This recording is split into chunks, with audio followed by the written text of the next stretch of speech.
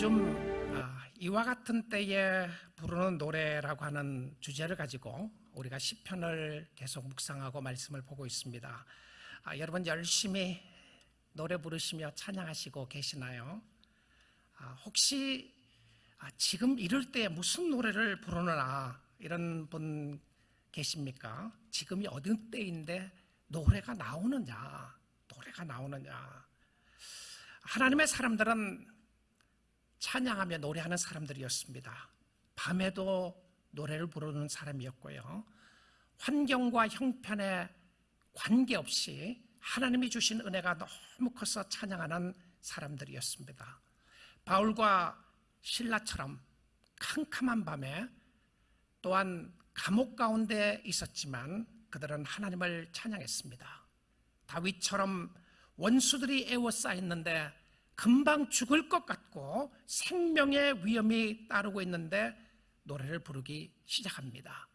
메마른 광야에서 마실 물을 찾아야 했고 먹을 것을 찾아야 헤매는 상황 속에서도 그들은 하나님을 찬양하며 노래 부르기 시작했습니다. 병마와 싸우면서 노래를 불렀고 절망과 낙심될 수밖에 없는 상황에서도 노래를 불렀습니다. 그들이 노래를 부른다는 의미는 하나님을 찾고 하나님을 찬양하며 하나님 앞에 감사했다는 의미입니다. 오늘 노래의 주제는 거룩입니다.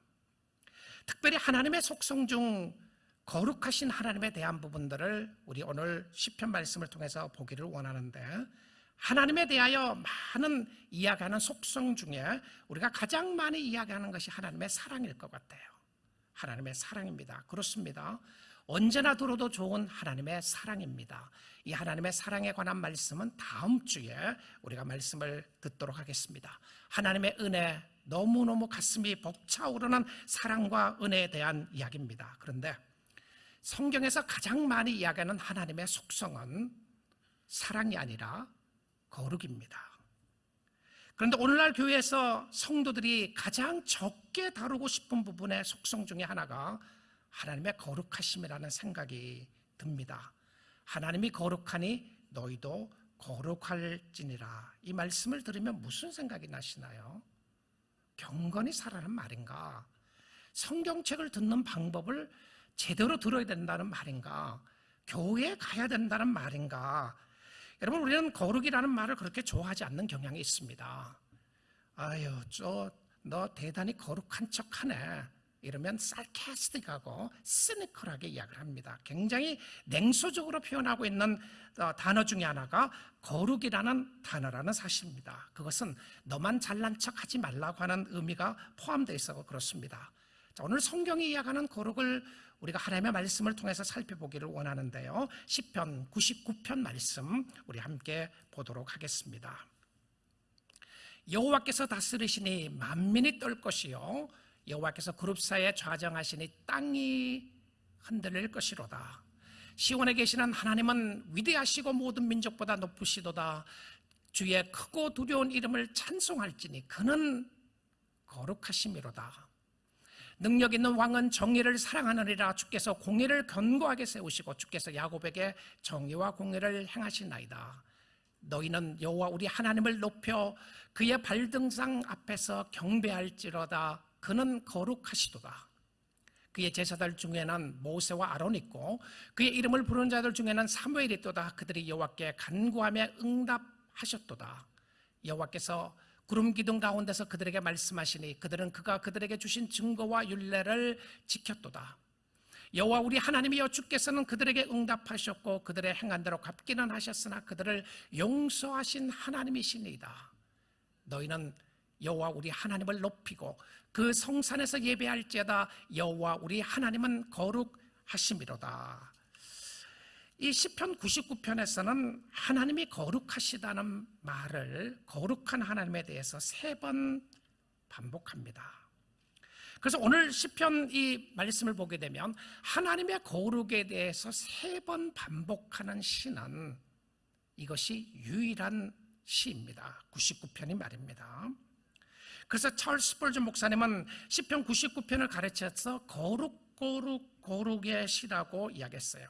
3절에 보니까 그는 거룩하시다. 5절에 그는 거룩하시다. 9절 여호와 우리 하나님은 거룩하심이로다라고 이야기를 합니다. 많은 학자들이 성경에서 번역하기 가장 어려운 단어 중에 하나가 거룩이다라고 이렇게 이야기를 합니다. 하나님의 거룩성을 우리의 인간적인 언어로 표현하기가 어렵다고 하는 그 부분입니다. 우리는 거룩하지 않기 때문에 거룩하신 하나님을 말하기가 쉽지 않다는 것이죠. 그러나 청교도 신학자였던 타마스 왓슨 목사님은 말하기를 거룩은 하나님의 왕관에서 가장 빛나는 보석이다. 하나님의 여러 왕관에서 빛나는 보석 중에서 거룩이 가장 아름답다 이 표현을 썼어요. 그는 거룩이라는 이름으로 알려지셨다. 저는 100% 동의합니다. 아름다움에 대해서요. 우리는 거룩을 어떤 이미지로 생각을 하든 간에 여러분 거룩의 모습을 생각하며 아름다우신 하나님을 생각해 보셨나요? 우리는 아름다우신 하나님을 생각하며 하나님의 사랑을 이야기할 때 아름다우신 하나님을 이야기합니다. 맞습니다. 옳습니다. 그런데 성경에서는 이 거룩이라는 이 단어가 가장 아름답게 표현했다는 겁니다. 그래서 성경이 이야기하는 먼저 거룩의 의미를 좀 살펴보기를 원하는데요. 여러분에게 세 가지 의미를 포함시켜서 한번 보도록 하겠습니다. 첫째는 거룩이라는 의미는 구별되었다라고 하는 표현입니다. 거룩은 구별성에 관한 부분이다. 분리됐다는 거죠. 자, 거룩은 구별에 관한 것인데 모든 것과 구별입니다. Beyond different, above all things, 모든 것 위에 있는 것이다. 이게 거룩이에요. 그러니까 어떤 우리의 자세 속에 이상한 모습을 이야기하는 것이 아니고 거룩은 모든 것 위에 있는 것이다. 분리되었던 것이다. 출애굽기 15장 11절을 보겠습니다. 여호와여, 신 중에 주와 같은 자가 누구니까? 지금 비교하는 거예요. 신들을 여호와와 비교합니다. 주와 같이 거룩하심으로 영화로우시며 찬송할 만한 위엄이 있으며 기이한 일을 행하는 자가 누구니까? 없다는 거죠. 그렇죠?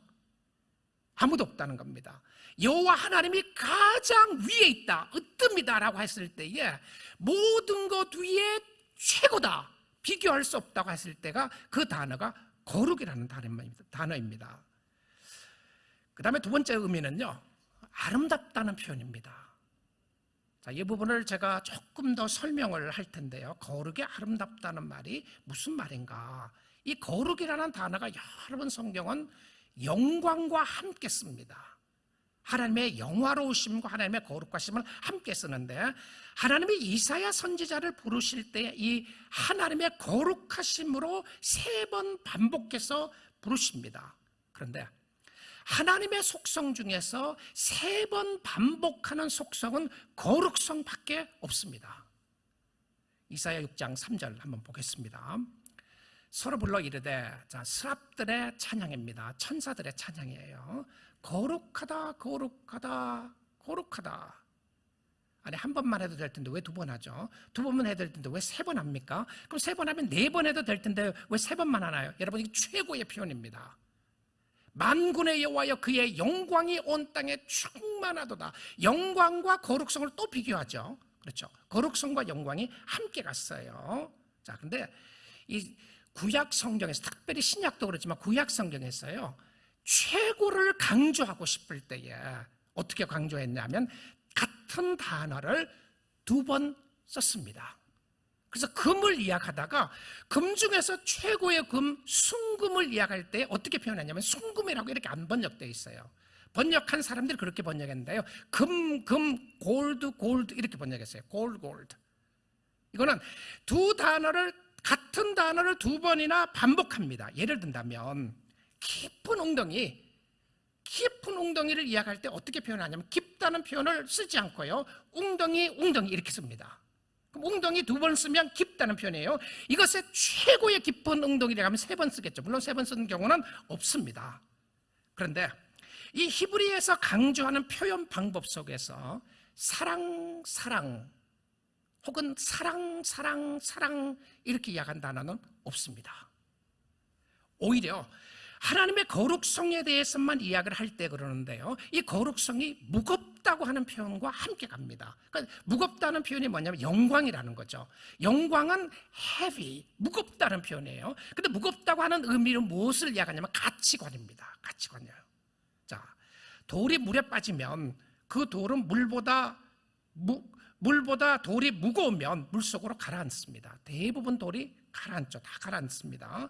근데 돌이 물보다도 가벼우면 뜨게 되는 거죠. 부석부석한 부석이라고 이야기하는 화산으로 인하여 생긴 돌 부석은 물 위에서 뜨게 됩니다. 돌인데 떠요. 근데 이 하나님의 거룩한 속성의 좋은 것의 최고이고 아름다운 것의 가장 아름다우며 무게 중에서 가장 무거운 것이라고 이야기했을 때 거룩과 영광이었습니다. 그러니까 best of the best, 최고 중에서 최고고, 하나님의 무게를 이야기했을 때에 압도당하는 모습들을 설명할 때 썼던 표현이었어요. 세 번째 거룩의 의미는요, 하나님의 영원성을 말했습니다. 거룩의 의미 영원성을 얘기하는데 요한계시록 4장 8절인데요.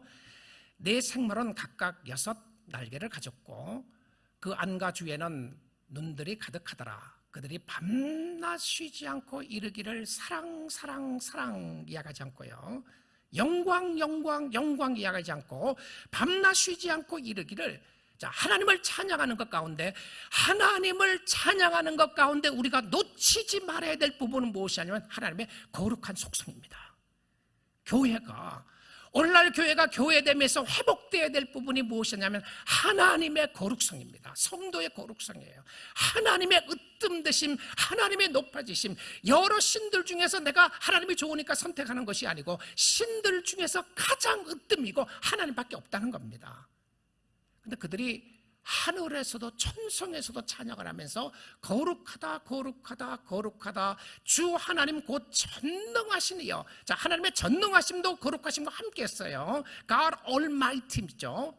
Almighty God, 하나님의 전능하심이요, 전에도 계셨고 이제도 계시고 장차 오실 이시라 하고. 자, 세상이 끝나지 않았을 때의 천성의 찬양입니다. 아직 끝나지 않았어요. 그래서 다시 오실 분이라고 이렇게 찬양을 하면서 하나님의 거룩한 속성을 찬양합니다. 하나님의 영원성에 대해서 이야기를 하고 있다는 것이죠. 자, 이 세 가지 의미를 보게 되는데요. 그런데 이 거룩하신 하나님이 임하게 되면 어떤 현상이 일어나죠? 여러분의 심령 속에 거룩하신 하나님이 임하시게 되고, 우리 교회 안에 하나님의 거룩하심이 임하게 되고, 여러분의 가정 속에 거룩하신 하나님이 임하게 되면 어떤 역사가 있게 되는가? 성경은 이렇게 이야기를 합니다. 99편 1절입니다. 여호와께서 다스리시니 만민이 떨 것이요, 여호와께서 그룹 사이에 좌정하시니 천사들 가운데서 좌정한다는 표현입니다. 땅이 흔들릴 것이로다. 자, 여호와가 다스리시고 거룩하신 하나님이 나타나게 되면 어떤 일이 있게 되냐면 땅이 흔들립니다. 다 두 종류의 흔들림인데요, 땅이 흔들리고 사람들이 흔들려요. Everything will be shaken. 그러니까 shake 되는 거예요. 흔들리는 겁니다. 어떤 경우에 성령의 역사가 나타났을 때도 떨리는 역사가 있는 거죠. 흔들리는 역사가 있어요.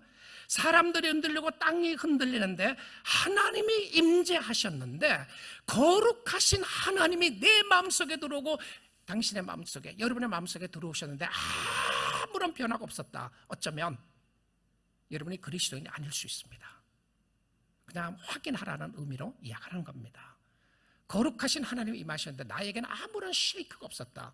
나의 생각의 변화도 없었고, 나의 삶의 변화도 없었고, 나의 환경의 변화도 없었고, 내 삶 속에 아무런 흔들림이 없었다. 그럴 수 없다는 겁니다. 그럴 수 없다는 거예요. 왜냐하면 하나님의 거룩하심이 오게 되면 흔들리는 역사가 있는데, 감정의 흔들림이 있고 생각이 뒤흔들리는 거예요. 가치관이 흔들리는 겁니다. 하나님은 흔드세요. 근데 왜 흔드시는지 아십니까?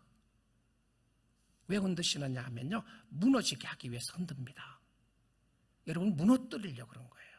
하나님이 우리를 무너뜨리기 위함인데, 하나님이 우리를 무너뜨림으로 해서 목적은 무엇이었냐면 다시 세우기를 원합니다. 디컨스트럭트해서 리컨스트럭트 하는 거예요.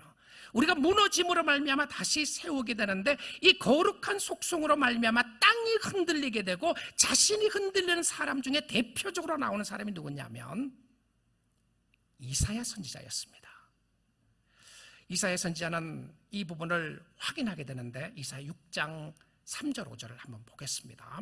서로 불러 이르되 거룩하다 거룩하다 거룩하다. 자, 이사야를 부를 때에 거룩하신 하나님의 임재가 나타나요. 만군의 여호와여 그의 영광이 온 땅에 충만하도다 하더라. 이제 거룩하심과 영광이 함께 가죠. 영광은 압도되는 무게를 이야기한다고 그랬어요.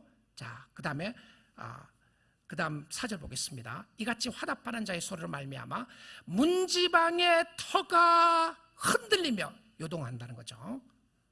요동하고 성전의 연기가 충만한지라. 그 성전의 연기가 충만했다고 하는 것은 여호와의 영광으로 충만했다, 이 표현입니다. 영광이 구름으로 표시했죠. 구름으로요. 그 다음에 이제 문지방의 문의 터가 흔들리는 역사를 보게 된 거예요. 자, 이 역사가 있고 난 이후에 이사야의 고백을 한번 보겠습니다. 그때 내가 말하되 Woe is me, 화로다 나여 망하게 되었도다. I'm ruined, I'll be destroyed. 자, 거룩하신 하나님이 나타나니까 자기가 완전히 deconstruct되는, 완전히 무너지는 것이라고 경험을 하게 됩니다. 나는 입술이 부정한 사람이요, 나는 입술이 부정한 백성 중에 거하면서 만군의 여호와이신 왕을 배웠음이로다 하였더라. 여러분, 이사야는 다른 선지자 못지않게 이사야는 귀족 출신이었습니다. 예레미야는 안 간다 그랬던 사람이었고요, 이사야는 가겠다 뭐든지 하겠다 이런 사람이었어요. 그런데 하나님께서 거룩하신 하나님이 나타나심으로 말미암아 그가 느꼈던 감정과 생각은 무엇이었냐면 흔들림이었습니다. 그의 삶이 통째로 흔들리기 시작하는 거예요. 흔들리면서 하나님께서 역사하셔서 그리고 난 이후에 나중에 그를 정결하게 합니다. 정결하게 하고 난 이후에 하나님이 뭐라고 그래요? 누가 갈 거냐? 우리가 잘 하는 말씀이죠. 뭐 선교사님들 파송 예배 때 주로 활용하는 건데, 사실 선교사 파송 예배만 아니고요, 하나님의 부르심의 역사입니다. 하나님 누가 갈 거냐 그러니까 그때 뭐라고 그래요? 이사야가 내가 가겠습니다 그럽니다. 근데 여러분, 내가 가겠습니다 그냥 간 것이 아니고요, 하나님의 거룩하심을 보고 난 이후에 가겠다고 그러는데, 가겠다고 그러니까 하나님 뭐라고 그래요? 그래, 너 잘 생각했다. 너가 가면 그 영혼들이, 그 백성들이 복음을 전하는 곳곳마다 회개의 역사가 일어날 것이고 놀라운 부흥의 역사가 일어날 것이다. 그러지 않았어요. 너 가라. 너 간다 그래서 가는데, 가면 사람들이 너 말 안 들을 거다. 귀가 막혀서 안 들을 거고 눈이 가려져서 듣지 못할 것이다. 그들의 마음은 둔해져서 듣지 못한다. 그래도 가겠느냐 이거예요. 그럼 뭐라고 그래요? 가겠다고 그럽니다. 자, 이 부분에 있어서 그는 죽은 줄로 알았는데 다시 거룩하심의 하나님의 압도당하는 모습을 보게 됩니다. 팀 켈러 목사님이 이사야 6장을 설교하면서 거룩하심에 대해서 이렇게 말했습니다. 참 많이 제가 은혜 받은 말씀인데요, 하나님의 거룩하심은 우리에게 유익이 없다. There's no benefit. 하나님의 속성 중에서 우리에게 유익이 없는 것 중에 하나가 거룩하십니다. 하나님의 은혜, 하나님의 사랑, 하나님의 능력, 하나님의 지혜, 이런 것들은 우리에게 직접적으로 유익한 것이다. 그런데 하나님의 거룩하심 무슨 유익이 있느냐? 하나님의 거룩하심에 나에게 어떤 유익이 있는가? 그러니까 우리가 생각하는 그런 유익은 없다는 것이죠. 그런데 그는 이렇게 이야기합니다. 이 하나님의 거룩하심은 하나님이 하나님이시기 때문에 섬기는 것이다. 가장 아름답고 거룩하심에 압도되어서 섬기는 것이다. 그러니까 하나님의 아름다움의 가장 아름다움의 속성은 하나님의 거룩하심인데, 하나님의 거룩하심에 어트랙티브하다는 거예요. 여기에 압도당하게 되고 아름다움을 보게 되는 것이 왜 그러냐면, 많은 사람들이 하나님을 섬길 때에 내가 뭔가를 얻기 위해서 섬긴다는 거예요. 근데 하나님의 거룩하심 앞에서는 얻어야 될 것이 별로 없다는 것입니다. 그런데 하나님이 너무 좋아서 섬긴다는 거예요. 이해가시죠? 제가 이 부분에 참 많이 감동이 됐어요. 우리가 하나님을 섬길 때에 얻기 위해서 섬기는 것이 아니라 하나님이 이미 준 게 너무 좋아요. 여러분 그런 경험 있으시잖아요. 누구를 만나면 그 사람 만나면 그냥 좋은 거예요. 아름다운 모습을 보면서 그냥 감탄하는 겁니다. 산을 보면서, 꽃을 보면서 아름다움에 감탄하게 되고요. 아름다운 사람을 보면서 아름다움에 감탄을 해서 그 사람하고 그 사람에게 뭔가 얻고 싶은 것이 아니라 그 사람이 너무 좋은 거예요. 근데 이사야가 만났던 하나님의 거룩하신 속성이 바로 하나님의 비율이, 하나님의 아름다우심에 압도됐다는 겁니다. 그래서 그는 이 표현을 씁니다. 하나님이 God as a concept or God as a reality. 켈러 목사님이 썼던 표현인데요. 하나님이 개념이냐 아니면 현실이냐. 이사야가 하나님의 개념적으로만 알았다는 거죠. 그전에는요. 근데 하나님을 개념적으로만 알고 있던 하나님이 현실적으로 나타나셔서 자기의 삶 속에 하니까 자기의 생각이나 자기의 모습들이 뒤흔들어지는 모습을 경험했다는 것입니다. 현존하신 하나님의 역사는 우리의 모든 것을 새롭게 했다는 거예요. 이제는 더 이상 내 생각, 내 뜻의 하나님이 아니라는 겁니다. 내 뜻에 맞추는 것이 아니죠. 하나님의 방법대로 하나님의 뜻대로 순종하는데 그것이 이사야의 하나님 앞에 가겠다고 하는 표현입니다. 하나님이 참으로 그러면 가면 너 뜻대로 이루어지지 않을 것이라고 하는 것을 다시 확인시켜 줬어요. 그럼에도 불구하고 그건 뭐라고 그래요? 하나님 그것이 중요한 것이 아닙니다. 이제는 내가 당신을 섬긴다는 것이 영광입니다. 참 우리가 사모해야 될 하나님의 거룩하신 속성이라고 생각합니다. 거룩하신 하나님이신 예수 그리스도가 2000년 전에 이 땅에 오셨습니다. 거룩하신 하나님인 예수 그리스도가, 아름다우신 하나님 예수 그리스도가 십자가에 못 박혀 돌아가셨을 때에 세상이 흔들렸습니다. 세상이 흔들렸어요. 지진이 났다고 그렇게 표현합니다. 그리고는 성전이 흔들렸습니다. 성전이 흔들리면서 성소의 휘장이 찢어질 수밖에 없는, 왜 찢어졌겠습니까? 얼마나 흔들렸으면 휘장을 찢었겠어요. 우리는 그것을 영적인 의미로 하나님 앞에 가까이 갈 수 있는 길이라는 것을 알고 있습니다. 그런데 흔들렸어요. 성전이 무너짐으로 말미암아 예수님이 다시 세우셨습니다. 그 성전은 보이는 성전이 아니었고 예수님 자신 대신 성전을 이야기를 했던 것이었던 것을 알게 됩니다. 예수로 말미암아 다시 세워지게 되었어요. 정화하게 되었습니다. 사랑하는 성도 여러분, 거룩하신 하나님을 만나면 우리의 삶이 압도됩니다. 더 이상 내 어젠다나 내 생각이 중요하지 않음을 알게 됩니다. 나는 죽을 수밖에 없었는데 하나님 당신 나 같은 사람을 살려주시고 오늘 또 그 하나님을 섬길 수 있는 것이 얼마나 감사한 일인지요. 거룩하신 하나님을 사모하십시오. 여러분의 심령 속에, 당신의 마음 속에 거룩하신 하나님으로 이 시간 흔들리고 있으시나요? 절대 흔들리지 않을 것 같은 여러분의 완악하고 답답한 마음이 거룩하신 하나님의 임재가 나타나게 되면 흔들릴 수밖에 없어요. 흔들리게 돼 있다는 것이죠. 자, 그런데 이 거룩하신 하나님과 나타나는 모습 속에서 사실은 축복이 없다고 그랬는데 이 말씀 가운데 저는 한 두 가지를 조금 확인해 보고 싶습니다. 성도들에게 어떤 축복을 주시는지. 여기 말씀 가운데 보면 하나는 제사장으로서 축복을 주시는 기도 응답이 있고요. 그 다음 두 번째는 죄 용서에 관한 부분입니다. 하나님이 거룩하시기 때문에 우리가 나갈 수가 없어요. 그래서 어떻게 돼야 됩니까? 정결하게 씻음 받고 나가는 겁니다. 이사야를 정결하게 하고 난 이후에 하나님을 만날 수 있도록, 섬길 수 있도록 해주셨어요. 자, 99편 6절을 보겠습니다. 그의 제사장들 중에는 모세와 아론이 있고 그의 이름을 부른 자들 중에는 사무엘이 있도다. 그들이 여호와께 간구함에 응답하셨도다.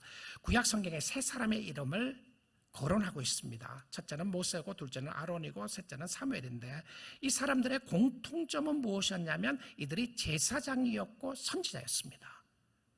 이들에게 공통적으로 말하는 것은 무엇이었냐면 하나님 앞에 부르짖고 하나님이 기도를 응답해 주셨는데 충보자의 역할이었어요. 자신을 위해서 기도했던 것이 아니라 다른 사람들을 대신해서 기도했는데 하나님이 들어주셨습니다. 구약 시대에 이들이 대표자의 중보자였다면 신약 시대의 대표자는 예수 그리스도밖에 없는 거죠. 우리는 예수를 통해서 거룩하신 하나님을 만날 수 있게 되는 것입니다. 기도가 응답받게 되는 것이죠. 거룩하신 하나님은 자녀들의 기도를 들어주시기를 기뻐하십니다. 자, 거룩하신 하나님 앞에 압도된다고 그랬죠. 이 압도되는 것은 도망가는 것이 아니에요.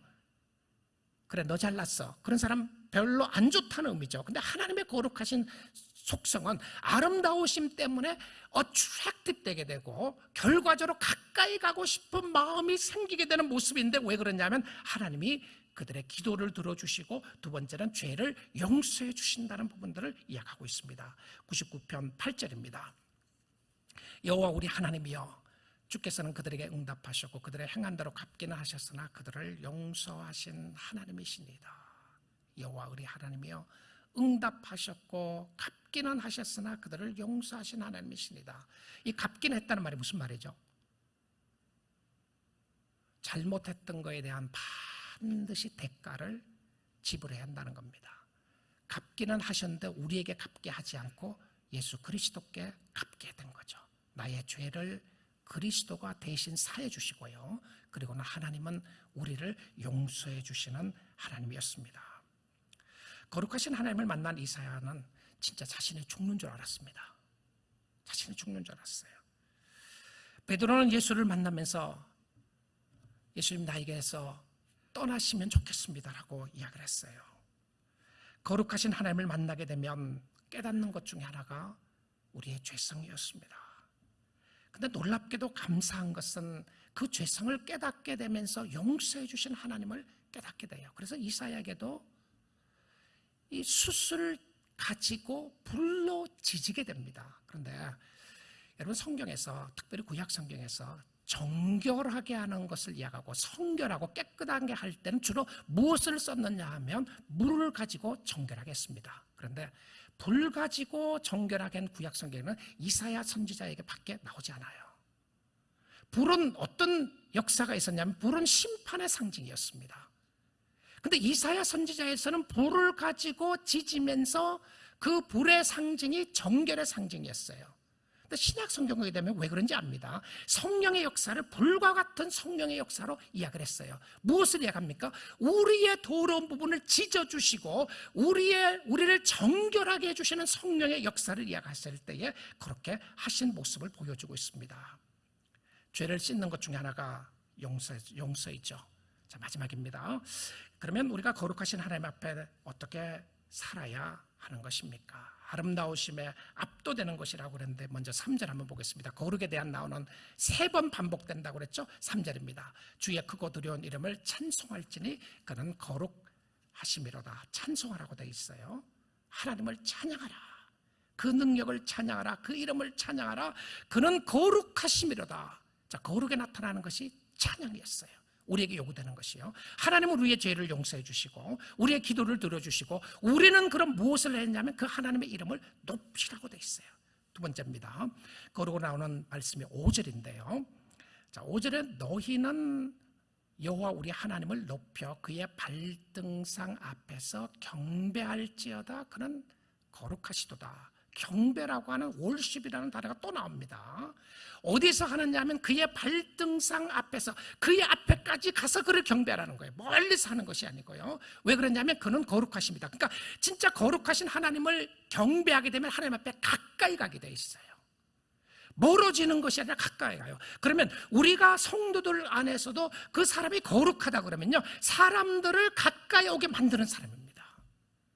거룩하기 때문에 나는 당신들과 교제할 수 없고 나는 당신들과 다르다고 하는 다름에 구별되어서 그 사람들을 외면하는 것이 아니라 오히려 그 아름다움에 압도되어서 여러분과 함께 시간 보내고 싶어하는 사람이에요. 여러분과 함께하는 사람이었습니다. 그런데 진짜 거룩하신 하나님을 만나게 되면 경배하게 되어 있는 예배 모습으로 나와 있어요. 자, 세 번째입니다. 9절인데요. 너희는 여호와 우리 하나님을 높이고 그 성산에서 예배할지어다. 여호와 우리 하나님은 거룩하심이로다. 예배였습니다. 하나님의 산에서 예배하라고 다시 강조합니다. 여호와 우리 하나님은 거룩하심이로다. 그러면 자, 진짜 예배의 기초는 하나님의 거룩하신 속성이었습니다. 그러니까 하나님의 거룩하심을 경험하고 하나님의 거룩하심을 추구하는 사람은, 공동체는 예배 공동체였어요. 하나님의 이름을 높이기를 즐겨하는 거죠. 하나님이 하나님 되심에 예배의 기초로 말씀하고 있는 것이 하나님의 거룩하심이었습니다. 거룩하신 하나님을 찬양합니다. 왜 찬양하나요? 멀기 때문에? 너무 거룩했어요? 아니에요. 그 거룩하심이 너무나도 아름답기 때문에 압도돼서, 아름답습니다. 당신은 어느 누구에게, 어떤 아름다운 사람에게 압도당하는 것 이상으로, 어떤 자연을 보면서 그 자연에 압도당하는 것 이상으로 하나님의 아름다우심에 우리의 마음이 다 끌리게 되는 것을 이야기했어요. 이 거룩하신 하나님을 믿으면 그 하나님을 높이게 되고 찬양하게 되어 있습니다. 사랑하는 성도 여러분, 저와 여러분이, 우리 믿음의 공동체가 이 하나님의 거룩하신 하나님을 다시 만나고 이 하나님의 거룩하신 하나님을 우리가 사모하고 하나님을 높이는 공동체가 되면 좋겠습니다. 내가 어떻게 하느냐, 내가 어떻게 사느냐가 아니라 정말 하나님 앞에서 내가 어떤 사람으로 서 있느냐가 중요했던 모습을 가지게 되는데, 하나님을 너무 높이기를 열망하는 겁니다. 갈망하는 거예요. I love to praise God. 내가 당신을 찬양하고 당신을 예배하고 당신을 높이는 것이 너무너무 기쁘고 감사한 것은 하나님의 거룩하신 속성에 내가 압도되었기 때문에 그렇습니다. 나중에 주님은 베드로 사도를 통하여 베드로전서에서 이렇게 이야기를 합니다. 1장 14절부터 16절인데요. 너희가 순종하는 자식처럼 전에 알지 못했던 때에 따르던 너희의 사역을 본받지 말고, 15절입니다. 오직 너희를 부르신 거룩한 이처럼, 너희를 부르신 거룩한 이처럼 너희도 모든 행실에 거룩한 자가 되라. 무엇을 이야기하나요? 16절입니다. 기록되었을 때 내가 거룩하니 너희도 거룩할지어다. 근데 이 하나님의 거룩한 속성 속에 나타났던 것이 단순히 하나님의 아름다움에 압도되는 것뿐만이 아니고 구별되는 삶을 이야기했어요. 어떤 구별이었습니까? 너희 사욕을 본받지 말라, 이렇게 이야기해요. 여기서 사욕이라고 하는 것은 무엇을 이야기하냐면 너희들의 욕심대로 살지 말라, 이런 겁니다. 죄성 따라 살지 말고 하나님이 기뻐하시는 하나님 되심에 붙잡힌 바 되어서, 여러분 이런 사람들을 보게 되죠. 너무 아름답잖아요. 주님을 섬기는 우리 공동체 안에도 그런 분들을 보게 되잖아요. 주님 섬기는 걸 너무 좋아하는, 내가 뭔가를 드렸어가 아니고 내가 뭔가를 했었어가 아니고 내가 또 뭔가를 기대했었어가 아니라 하나님이 그냥 좋은 거예요. 근데 하나님이 이런 사람들을 기뻐하세요. 하나님이 그냥 좋은 사람, 이게 거룩에 압도되는 모습이었다는 겁니다. 하나님이 아름다우시기 때문에 여러분, 오늘날 우리의 공동체도 회복되어야 될 것이 하나님의 아름다우심이었습니다. 하나님의 구별되심, 성도의 구별되심, 하나님의 아름다우심, 성도의 아름다움이었습니다. 성도의 아름다움은 하나님의 거룩하심 안에서 우리도 거룩하게 되는 것인데, 이 거룩하신 하나님을 마음껏 높이고 여러분의 인생을 다해서, 여러분의 삶을 다해서, 여러분의 가진 것을 다해서 이 하나님이 하나님 되심을 높이는 믿음의 공동체가 되고 여러분의 삶이 될 수 있기를 주님의 이름으로 축복드립니다.